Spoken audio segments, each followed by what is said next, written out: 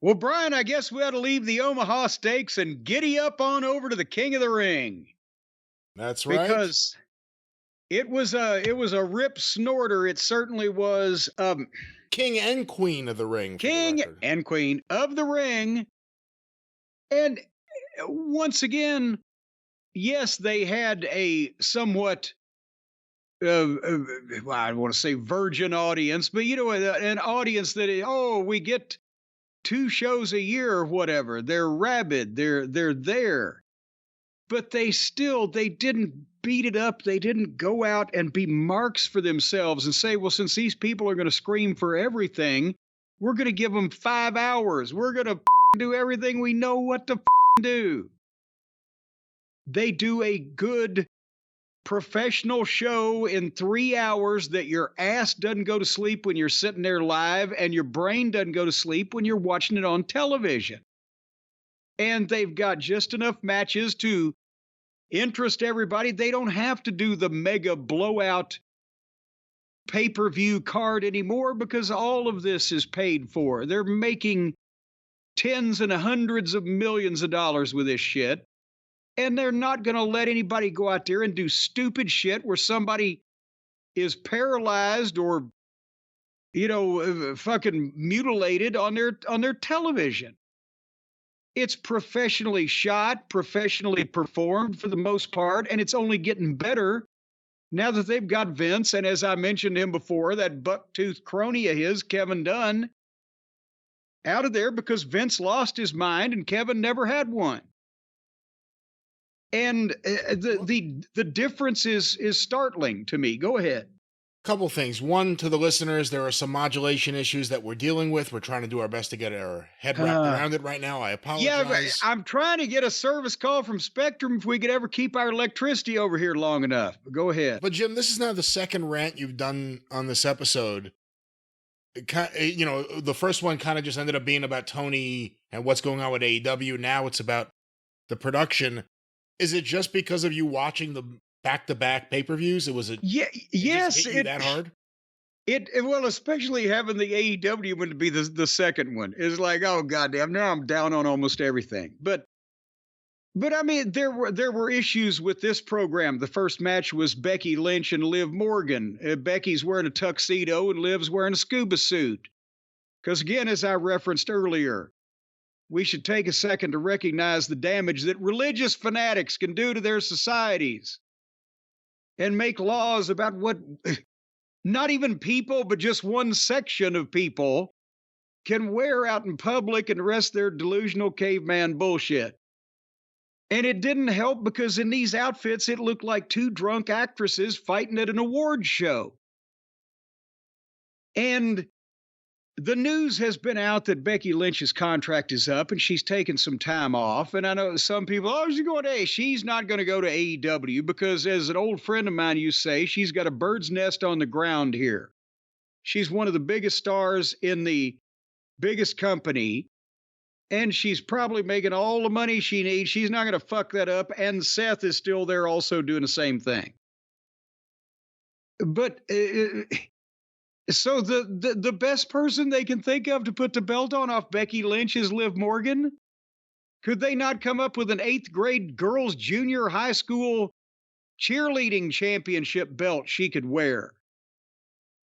It's any female high school cheerleader would look like the Barbarian next to Liv Morgan. Physically, and her acting skills would alienate Ed Wood. So, but that's what happened. With the help from Dominic, Dominic is mad at Liv for hurting Rhea Ripley. So when Becky's got the armbar on Liv and is about to make her quit, and Dominic appears at ringside, Becky gets up distracted watching Dominic. And then Becky and Liv have a double knockout, and Dominic slides the chair in and draws the referee. But Liv gives Becky a kind of a sloppy DDT on the chair, and then the move off the ropes, boom, 1, 2, 3. So defend Liv Morgan to me, you dirty, stinking women's wrestling fan. You? I like good women's wrestling. I don't have a problem with Liv Morgan. I actually think she's all right. I don't think she's as small as you say. There are definitely women that are smaller. Becky's a lot skinnier. Yeah, but at least she can talk and she's got some oomph to her. I think that I actually haven't minded this new character they're trying to do for Liv Morgan, and now she's seducing Dominic, which can't make mommy happy when she returns. So I didn't have a big problem with it. And as far as Becky Lynch and her contract, her husband just re-signed, I think I read. I can't imagine she would even consider going anywhere else. No, she's got a kid now. She might just say, oh, what the fuck? I'll just take a year off or whatever. Who knows? But I don't think we're gonna see her. Well, I was about to say her versus a Paige, but no, she's already nullified anyway. Her versus whoever the top AEW woman would be by the next several months or whatever she'd show up there, but she's not. Anyway, then we moved on to the Intercontinental title three-way with Gable versus Reed versus Sami Zayn, who came out dressed like Lawrence of Arabia. Now, Sami went from refusing to go to Saudi Arabia to now coming out and dressing as a native and being embraced by that. And I know it's because their religion was mad at his religion until something happened where they all got mad at another religion, I think. Somebody explained it to me one time. No, I don't know. It could be all that, or it could just be money. Well, his old Sammy, he is he wears his heart on his sleeve and he is a feeling type of individual, but the people, he's the most popular guy on the fucking show.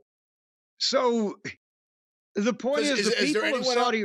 Is there anyone else in WWE on the roster who is open about being a Muslim? I'm not that anyone's hiding it, but I'm just anyone who actually talks about it. He's someone who has talked about it. So for people over there, it's a big deal for him to be on the... I mean, MVP, I believe, but he wasn't on the show, obviously. But right, you can understand why it's a big deal. But the point is the people like him so much. He hadn't converted to any other religion. So isn't it all? It's all hogwash. It's just who are they mad at the moment? This is what the fuck. Or is the government mad at him, but the people are fine with him? Well, that's always been the biggest problem in the Middle East. Exactly. The people, the ranking file people, could all live together and coexist and have no problems. It's the people that are the leaders who use propaganda, who drum up hatred, because it's a necessary thing to keep yourself in power and take all the money of the people. Those are the ones who have problems with other countries and other religions and other people and start wars. Well, and you've just described the fucking United States starting January of 2025 if President Pigshit cons the rest of these fucking suckers again and wins our election. Then we'll be one of those countries you're just goddamn describing. Well, back to Saudi Arabia. And then think about this. Who's going to be the baby faces this time? The United States saved the world in World War II from the evil of the fucking Nazi Germany and the goddamn other fucking... Now who's going to save the world from the United States, Russia, and China, who are going to be the only other countries that can stomach associating with us if that fucking criminal pig gets elected again? So then Britain... Start arming yourself now. Canada, somebody needs to fucking step up because somebody's going to have to kick our ass in 4 or 5 years. Anyway, back to Saudi Arabia at the present time. So, it was a three-way. You can't describe it. There's no continuity, but the crowd was going batshit. And all three of these guys can work. They do good things. They don't overdo most of it. And, but at the same time, Bronson Reed, who I liked at the start, but he seemed to be in the way of this. The issue that we care about is Sammy and Gable, and Reed never gets a promo anymore, never gets really any big wins. He comes out and splashes people ever so often. He does good shit. He could be a monster heel, but they haven't done that yet. So That was what this was. But as far as wrestling action goes, it was fine. And then they told the story, which was Gable got up in Otis's face telling him interfere when Bronson Reed was vulnerable. And then when Sammy was vulnerable, Otis didn't want to hit Sammy, but all this was in front of the referee because it's no DQ, right? So finally, Gable holds Sammy and Otis won't swing. And then Gable chews him out and the match just stops. While Gable's yelling at Otis and then he slaps him. And he holds Sammy and Otis swings, but Sammy ducks and Otis levels Gable.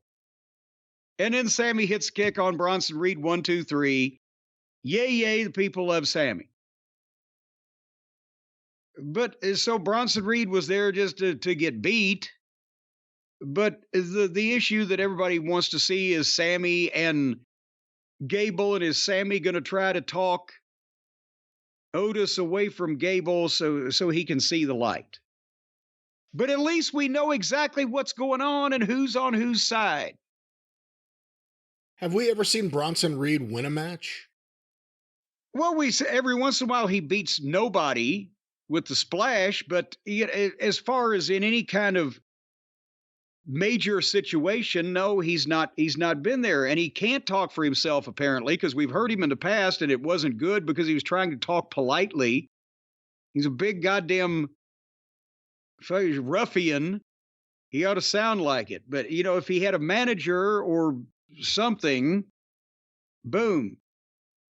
But that's, so that was what it was, but it wasn't bad.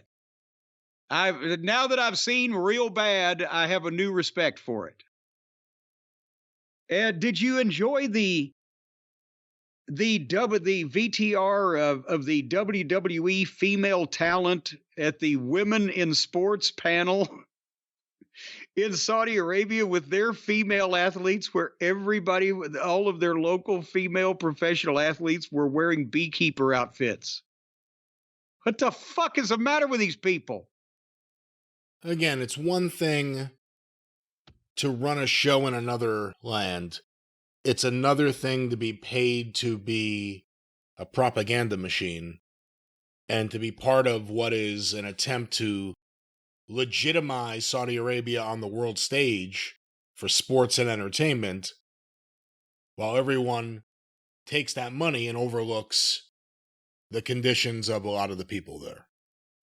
Again, it looks, but I'll tell you, the one good thing about this, if somebody came out with a goddamn Playboy magazine that was only as risque as it was in 1957, they'd make $100 million in that country.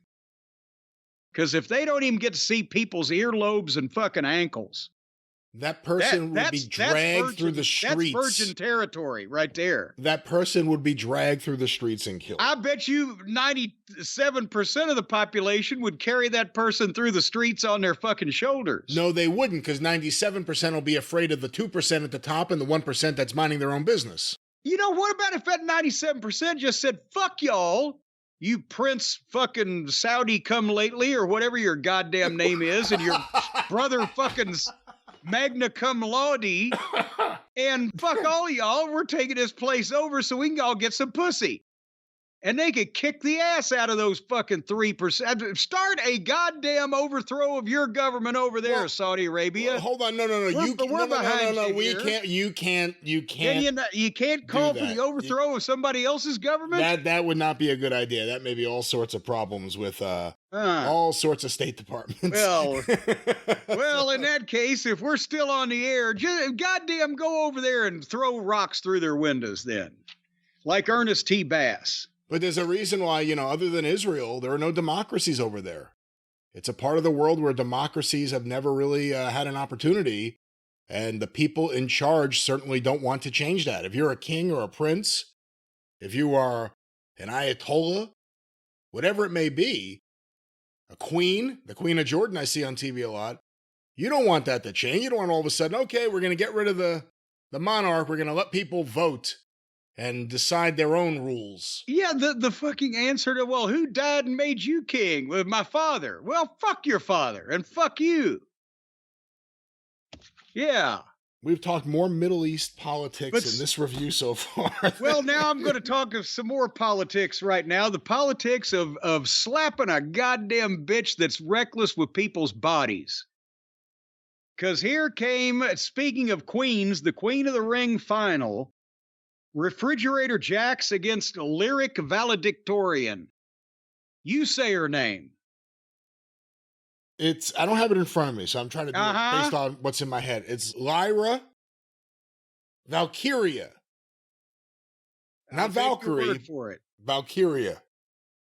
Well, it's very curious how she got that name. And do you think any fucking 11-year-olds are going to be able to pronounce that? Anyway, she came out in a black bird suit with an 8-foot wingspan. And then here came the deflated parade balloon that is the refrigerator. And so the finish of this thing, again, I'm not going to dignify the match because it was what Plowboy Frazier working with a newcomer that nobody's seen before. So there's no way that poor old Lyria is going to look good in this because this thing is immobile. But they're doing the deal where Jax is on the buckle as going for the bonsai, but Lyria tries to power bomb her off, and this is what I wrote. In capital letters, by the way, the fat fucking careless, dangerous bitch just landed all the weight of her giant ass on this girl's stomach. Fuck this douchebag. Somebody needs to beat her ass. There may need to be some edits for YouTube, ladies and gentlemen. Some bleeps here and there. If you're wondering what was said, go download the podcast. But, for anyone who thinks I'm mad at The Rock, we have found someone who Jim is mad at. No, this is unnecessary. I mean, you could have fucking caved that girl's rib cage in and punctured her goddamn lung. Unless visually, Jax only weighs 160 pounds, and just because all of it is goddamn blubber that doesn't weigh as much as muscle, it's ridiculously deceiving. No, fuck, that was too much weight to land on this poor girl. And I know the firmness quotient of the WWE rings in the corner. Fuck that. There's no need for that. And if somebody's talking to her and she's still doing it, then in that case, I think she needs fired. It looked like Yokozuna doing a bonsai drop on a jobber he was mad at. Yes, and he only did a couple of those in a number of years in the company. And I was there for most of his matches. And that first one that everybody likes to replay was, I believe that was before I got there, but it was because the guy in some way pissed off Fuji. And you don't piss off Mr. Fuji. But no, this is several times in a week with this fucking wildebeest. And then she did a promo after that. It's like they put Sable's brain inside a sperm whale. It's just drone monotonistic. And I'm going to do this to you. The fuck. Well, now they have their the Queen of the Ring now have their King Mabel moment. And now the problem is because they get title matches. It's not bad in the case of the men's division, but now we've got to look at the refrigerator, potentially hospitalize, paralyze, mortalize whoever the champion will be at that point. Who are the champions? Liv Morgan and who? Oh, wouldn't that be great? Liv Morgan versus the refrigerator. You know what? Liv Morgan would kill Refrigerator Jax. She'd get stuck in her throat and choke her to death. Who is the other one? I don't know who the other one is. I can't remember anymore. I can't remember. Yeah, I don't know. I don't care anymore. I don't care who wins that belt.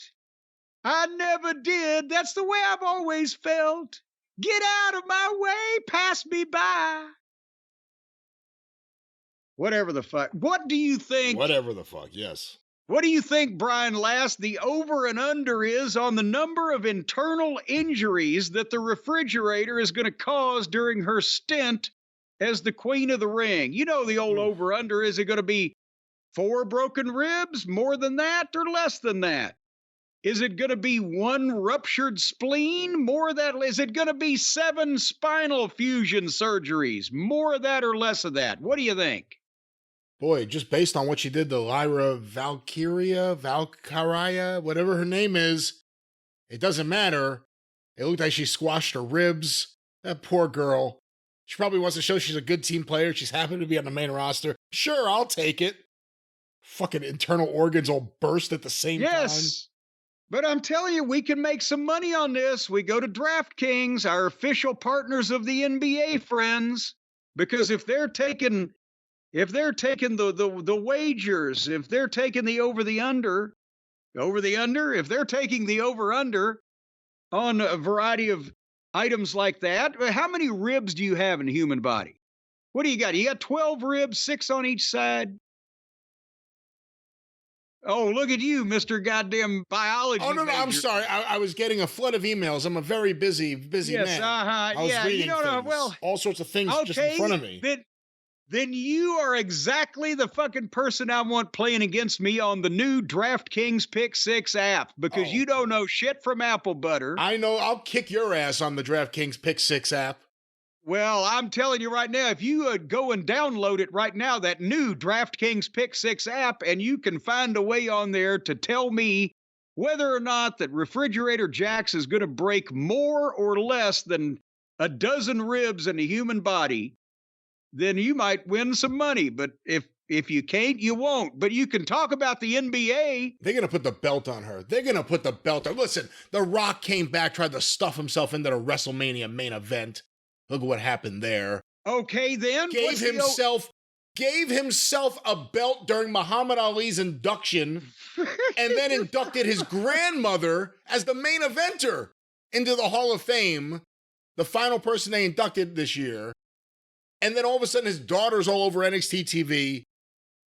I'm sure she's a wonderful kid. Shouldn't be on TV. You can go right now and download the new DraftKings Pick 6 app, and you can do the over and under on how many sperm cells is The Rock going to freeze right now cryogenically so that they can be hatched and become WWE Hall of Famers in 2058. 3 or more or less. Doesn't matter. He'll lie about it and say it was the first time he did it every time he does it.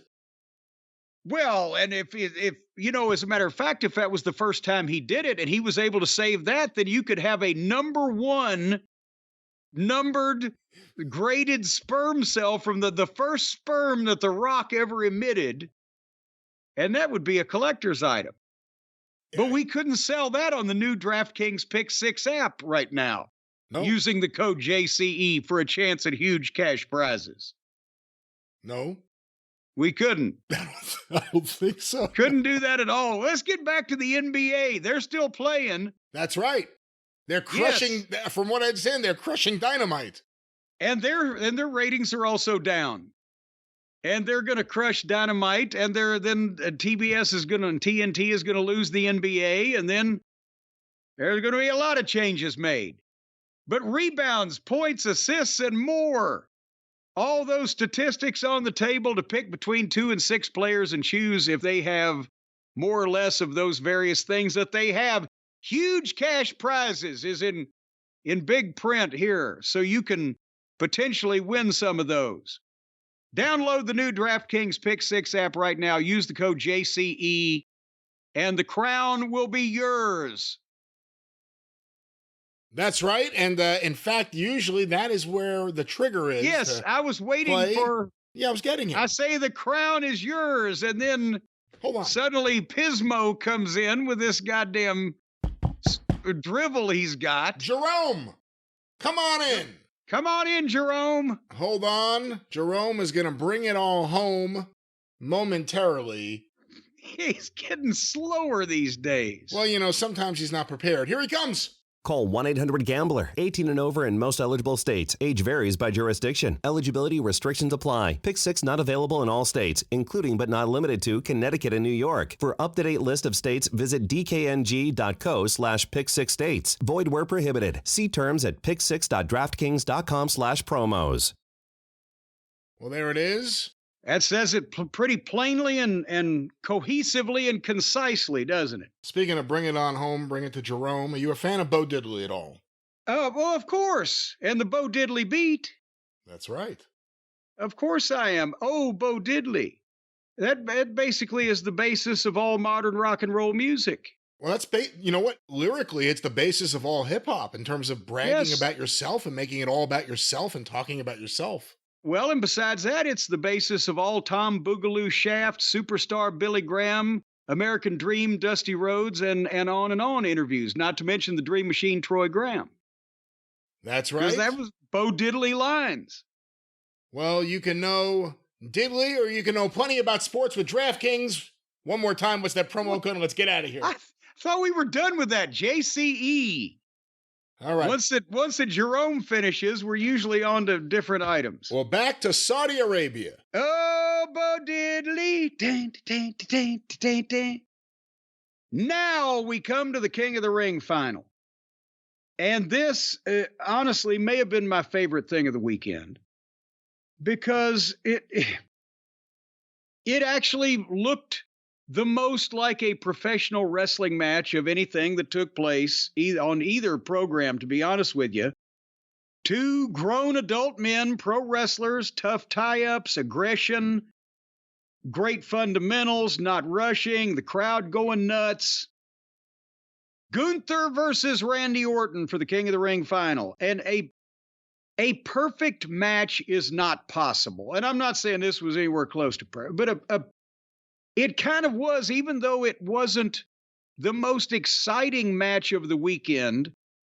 It was the closest thing to a perfect match of the weekend, because a perfect pro wrestling match would be something that primarily the crowd went nuts for outside the ring in the seats, while inside the ring, it would be going all the way through with nothing looking phony or not showing obvious cooperation that slapped you in the face or doing something that made no sense just because you can do that move. It's not a million moves and it's not broken furniture everywhere. It's, can you go start to finish working a contest that people, you can see through anything with a microscope, but that reasonably tells a story with no obvious cooperation and get to people, and they did. Can you disagree with my diagram of what the goal of this thing is to do to begin with? This thing of ours? I agree with what you said. I agree with this match, and I'm not as crazy about Randy Orton's matches as you or typically anyone in the business is. I see, as a fan, I don't appreciate it to the same level, but I thought this was a great match. Well, it's just that to the professional trained eye, I guess, great actors appreciate great actors, or great surgeons can say, oh, look, he didn't nick the fucking hydraulics to the penis there, or whatever. So people in the business, you can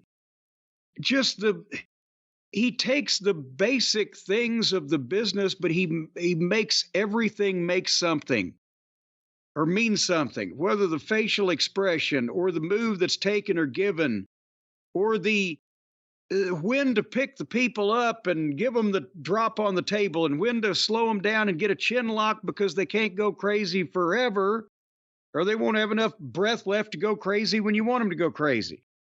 That type of thing. And Gunther, I've said this before, Gunther is a perfect wrestler in that he never does anything that he shouldn't do. If he was the person that he is purported to be, this is the way he would work and react and wrestle and Zabada. And you had Randy selling like Ricky Morton, fighting from underneath and his pained facials.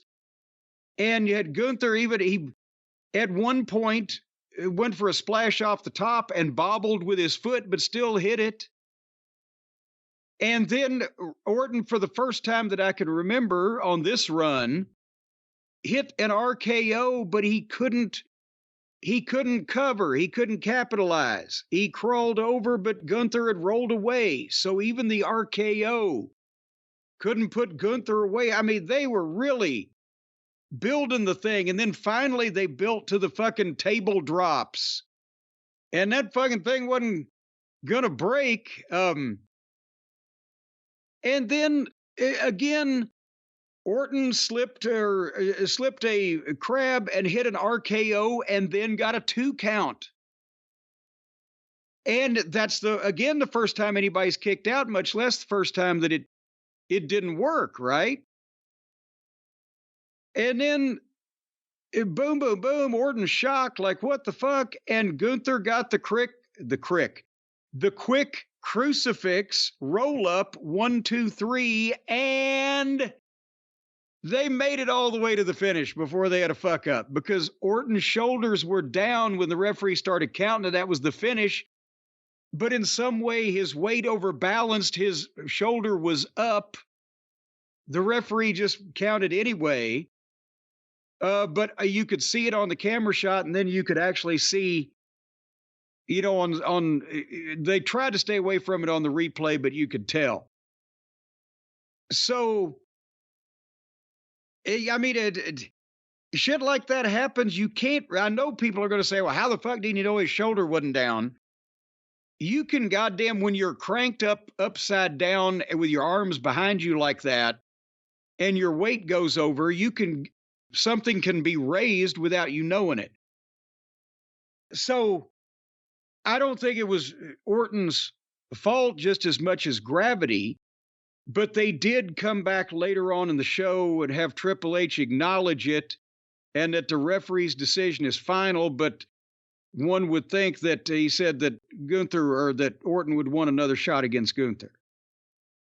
But that's the only mistake they really made in this fucking thing. And it was 2 men, 2 stars, 2 distinct personalities fighting for something in an athletic contest that you could get lost in and you could take the ride with them, instead of these children and their toys. So that match would have worked in any territory, I think, in any era, don't you? I think so. Good match. And, you know, Gunther is one of the very few people you could say from almost the moment he got onto the main roster, they have not fucked up anything with his booking. Yeah. He is strong. You forget that he lost the Intercontinental belt, yet you remember that he held that belt forever. And now he's about to get set up for a title match. Is it going to be him and Cody? Yeah. Or is it going to be him and, you know, they teased on Monday night, him and whoever is the champion at that point, Priest or McIntyre. But him and Cody's the intriguing one with a build. Yeah, that's the one I want to see. I mean, they may go the other way just because they don't want to beat Gunther, and I'm not rooting for Gunther to do any jobs except to Cody, because I'd like to see the match. I think it would draw money. I think they could get a fucking trilogy out of something with Gunther and Cody. The promos and the matches would be good enough and strong enough that they could do that to stretch out to WrestleMania next year on the main pay-per-views. And you know, and then hopefully The Rock will come back and do the right thing. You know, we'll see. But anyway, I applaud them for the match. Let me ask you this. Cody Rhodes recently did an interview I saw quoted in a few places saying that he needs a good old classic manager. Also, Arn Anderson, even though I think we talked about this a while ago, he just announced that he has left AEW officially. Ah! Do you think Cody's going to ask to have Arn as his manager again? Should he have a manager, and does Cody need a manager? Well, and a lot of people tweeted me that because, oh, look, and I didn't see the context of the entire interview that line was taken from. So I didn't know whether he was even just joshing, like he told a story about, you know, something to say, maybe that's what I need to do or whatever. It will not be me, for those of you who asked on Twitter. To your question, will it be Arn? The problem is that the last time we saw Arn, he was he was heavier than he used to be, and I don't, as a baby face, I don't think there is something for him to do that makes him indispensable. Now, do they introduce him for a short-term thing, a la what we try to do with Jose Lothario and Shawn Michaels, but Shawn didn't really like Jose and didn't like the idea and buried the whole thing. But do the people want to sympathize or get sympathy on Arn Anderson in this day and age? I'm not sure. I think maybe there might be something more to it as a heel, but also if we were all a little younger.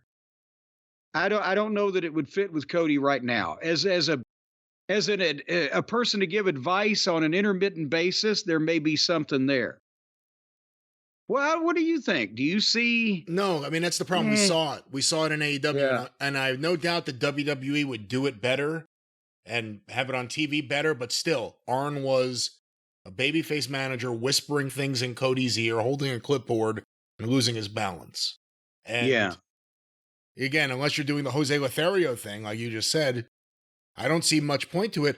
You do have to wonder if Arn's going to be back in the WWE fold, though. AEW, real quick, I'll just say this, because it came out this week too. Mark Henry, his contract expired.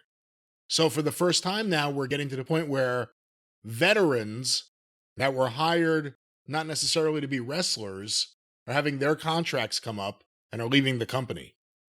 Well, but here's the thing in this case. Why would you? And I like both guys, and certainly as talents in the past. But why would you re-sign either one of those guys to a contract making any legitimate amount of money, considering that we haven't seen either one of them in months and months and months and months? But they're still getting paid regularly every week. Do they do anything, and we just don't see it? I don't know about that. So Tony has hired a bunch of new people that has made big news for all the money he's supposedly paid. Oh, Cody and Mercedes and a BMW and whatever. So he's got to save something somewhere. What are these people even doing? Maybe they like the idea. Yeah, Tony, just send me a check every week and I'll never see any of you. I'll never leave my house or do anything. But they can't expect that forever if that's what they've been doing. Hey, I'm seeing another report here, actually, as we are recording. This is on the Wrestling Observer newsletter site. Jake Hager's AEW contract has reportedly expired. Oh, thank God. So it's interesting, though, if you think about Arn Anderson, Mark Henry, and Jake Hager, especially Hager as an active wrestler who was there as a buddy of Jericho's, that may be, I don't want to put a number on it, but that's probably a significant savings right there. Those three salaries based on what Tony pays people. Well, it's 7 figures a year. I was going to say that's over $1 million a year. I stopped myself because I'm trying to think out loud. I know what a few of the agents there have gotten. So I have a range for Arn. I could put a range for Mark Henry and Hager. I'm sure he got a very nice, sweet deal to start. He ought to be tied inside a fucking electric range and fucking baked. I'm just glad we never have to see him again. He may have been the worst former shooter in the history of wrestling that I've seen so far. Anyway, are you ready for the main event of King of the Ring in Saudi Arabia? Yes, and I was looking forward to it the day of, too. The WWE title, Logan Paul against Cody Rhodes, the American Nightmare. And they had the Saudis singing the song. So said music is a universal language. It brings all of us together. And while I said that Orton and Gunther was the best wrestling match from a wrestling match standpoint of the weekend, this was the most exciting. And those two can be different things if you have ability to think beneath the surface. And Logan Paul is a prodigy. He's still green a little bit, though. He's still got a bobble every now and then. And there were some things here that were more modern in nature, but this was the most exciting match of the weekend. And as I said, Orton and Gunther was the best, the best executed wrestling match of the weekend. Hey, if I can ask you a quick question, because we have both raved about Logan Paul since he first showed up, and he continues to impress. Some listeners, or some just, I guess, WWE fans I've seen on Twitter say, how could you praise him so much? He rehearses his matches in advance. He practices his matches. I don't know how true that is, but if that is true, does that make it even more impressive in a way that he's able to do it so it doesn't look like that? Well, for one thing, I promise you, they're not rehearsing those matches either in their entirety or at full fucking speed, because Cody wouldn't go for it, and the office would not allow one of their top guys to do this in front of no people. There's a difference between rehearsing and walking through. And Ronda Rousey, because she is new and different, and obviously, especially on this last run, didn't give a shit, didn't want to be there. We've heard that confirmed from inside, and nobody was particularly happy to have to deal with her. But rehearsing, I can see Cody and Logan Paul spending several days in a warehouse or several days at developmental or somewhere, going out early that day and walking through it. In terms of you do this and that and the other, they're not taking all those bumps multiple times. They're not executing all those moves. And so, yes, I would. It's a great art to being able to call a match in the ring on the fly, but you can't expect Logan Paul, due to the way he got in the business and the number of matches he's had, to do that. But what is amazing is that his aptitude, the most important part is he's a personality. He can talk. He's a star. He gets over. And he's an incredible athlete who can mimic these moves, and you put him in with a good worker who can lead the match, Cody Rhodes, and he looks very polished. And that's the essence of the wrestling business. You find an attraction and you figure out a way to get a good match out of him. But Logan Paul, because of the level that he's taken to this at, both physical and the verbal aspect, and the mental, the way to think about it, and know kind of instinctively what to do, he's probably the best example that I can think of taking somebody from either another sport or another field of endeavor and turning them into a wrestler that can draw money and have matches of this quality, whether rehearsed or not. Can you think of somebody else that's been better, quicker? I mean, the only people that really are on that list are guys like Kurt Angle. But I think Logan Paul is exceptional. And again, Logan Paul is better at this point than Kurt Angle was, because I was working with Kurt when he'd had 6 months and a year worth of matches, and his promos weren't at Logan Paul's level. Well, the other thing too is Logan Paul's only 29 years old. You think about people who were main eventing during the Monday Night Wars in both companies, they were guys in their late 30s. He still has a ways 40s. He still has a ways to go, and he's getting better. Yeah. And that's, so anyway, I think that the rehearsal thing, yeah, try to find somebody else out there. Rehearse them for 6 fucking weeks and see if they can pull this off.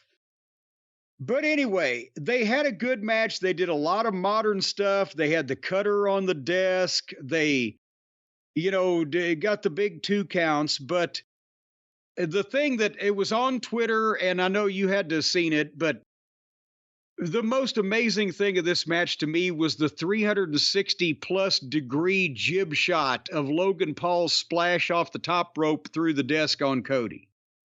Yeah. This is art now. It's cinema. I don't even know. Can you have that artistic a shot in basketball or football? Is this something that, they're going to be getting the best camera and production people that just want to do, an homage to their profession by going and doing this type of art with their goddamn television now. Yeah, other athletes can't set up their high spots with the cameramen. Well, there you go. But now so this is going to be a place where you're going to get the best and brightest of the Carl Fruns of the camera world. But no, he climbs up to the top. They've got the jib ready to go. It spins completely around him. You see all the sides of the arena. And then back to where it started in time for him to do the splash onto the desk. Holy shit. And then he rolls Cody and gets a 2 count. Okay, so... But goddamn, I wrote P.S. Fuck Kevin Dunn. Can you imagine them trying that? The camera would have probably fucking knocked one of them out.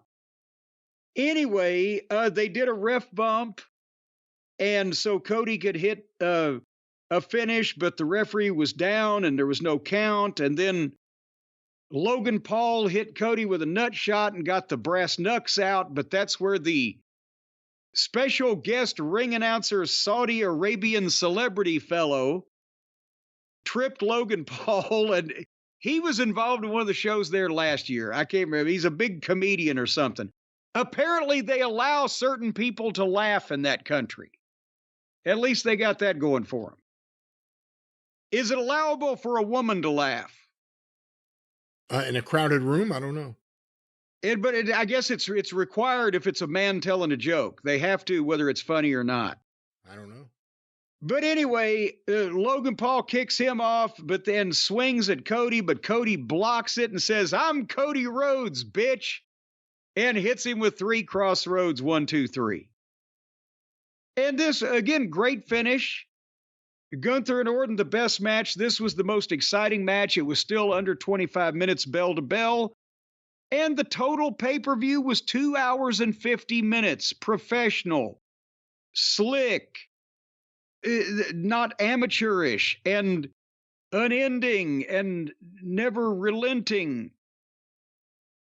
I'm sorry. I have to be honest. And we talked about how the WWE sucked, in the words of our friend MJF, donkey dicks, when Vince was doing all this screwy shit and LA Knight was the head of a male modeling agency. But they have turned this shit around, and it's still not what wrestling I like, but it goddamn doesn't insult anybody's intelligence or the profession. And it's making a fortune. And they're not killing themselves to do it. I can't, I'd love to pick this modern shit apart. And it's still fairly boring. But, all the things that I said also apply that are good about it too. All right, and that was King of the Ring and Queen of the Ring. King and Queen of the Ring, in fact. Yes, the King of the Ring and the Queen of the Ring. The King and the Queen of the Ring. And you know what you ought to do, Brian, don't you? What I should do right now? What everybody should do right now is get on their telephone and call somebody and tell them that the big, bad, nasty, all friends wrestling promotion is going down to defeat at the hands of the giants of the industry, the WWE. That's what you ought to call somebody and tell them. Or maybe you ought to call the authorities and report Tony Khan. Child Protective Services could come and take Tony away from Shad. Shad's obviously, he's tortured Tony mentally in some kind of way. So they could use the telephone. Will you stop it? To report to the authority. You could use your telephone to stay in touch with your loved ones. You could use your telephone as a lifeline to the outside world when you don't have electricity. You can use your telephone, Brian, for a variety of things. But you know what it's going to do, don't you? I'll tell you what it's going to do, because you might not know. It's going to cost you through the ass. That's what it's going to do. All these phone plans with the talking and the texting and the dataing, well, they charge a fortune. Except for our friends at Mint Mobile. They don't charge a fortune. They charge a pittance, Brian. A mere bag of shells, $15 a month. What else can you name that is so important to your life and livelihood to your existence on this planet that you can get for $15 a month, Brian. Netflix? How much is that now? But now that's only one network. You can't call people on Netflix. You can only watch them, and you can't tell them what to do. If you've got a Mint Mobile plan, you can call people and tell them what to do. See there? And those phone lines don't charge near as much per minute as they used to, where you call people and tell them what to do. But you're starting out at $15 a month with Mint Mobile on the three-month plan. 15, 30, 45. See, 15 times 3 is $45. That's what 3 months will cost you. $15 a month. But you're getting unlimited amounts of the things that people get cell phones for. The talking and the texting and the high-speed dataing. You've got all that going for you. And they're not gonna say, now, wait a minute. We've made a mistake here. You talked on the phone way too much. We're going to charge you $162 instead of $15. They're not going to do that because it's unlimited, Brian. You know what unlimited means, don't you? That means there's no limit on it. No limit. You can talk all day and then talk a little longer. Talk all night and talk a little stronger. That's what you can do with Mint Mobile. And you want to know where you can go to get this, Brian? I know you're salivating to find out. Just tell me. I want to know. Just say it, man. Say it. You go to mintmobile.com/JCE. Very important, slashing JCE. And you're going to get 3 months of unlimited wireless planning, even plotting, for $15 a month. mintmobile.com/JCE, and you can cut your wireless bill to $15 a month, because some people are taking these coat hangers and just cutting their own throats because they're spending so much money. But now you can cut the wires around your wireless bill. If that makes any sense. Did that make sense? Makes no sense whatsoever. Well, it makes no sense to spend too much money for your phone. $15 a month at Mint Mobile. That's right. 15, yes. This month or any month at Mint Mobile. This month or any month, ladies and gentlemen, go to mintmobile.com/JCE.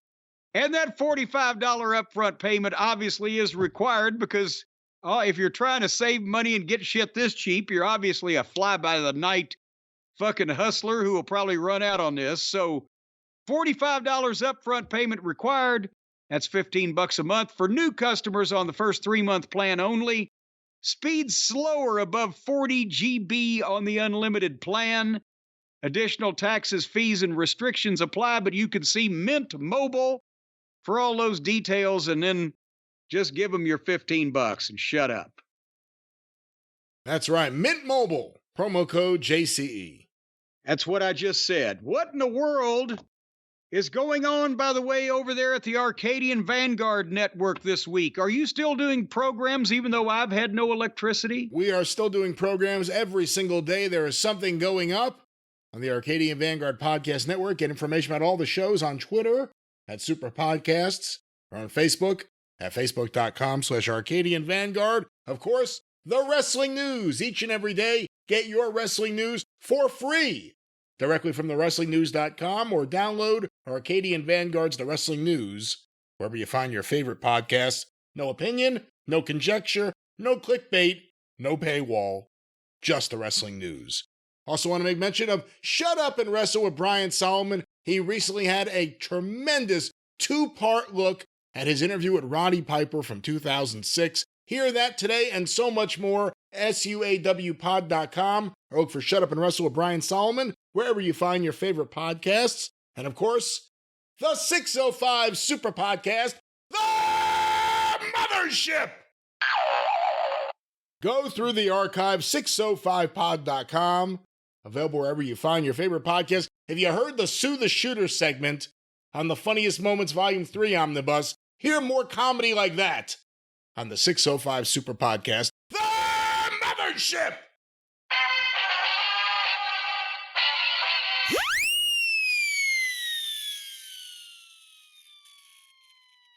It's still going. Can you hear that? Yes, just faintly. Oh.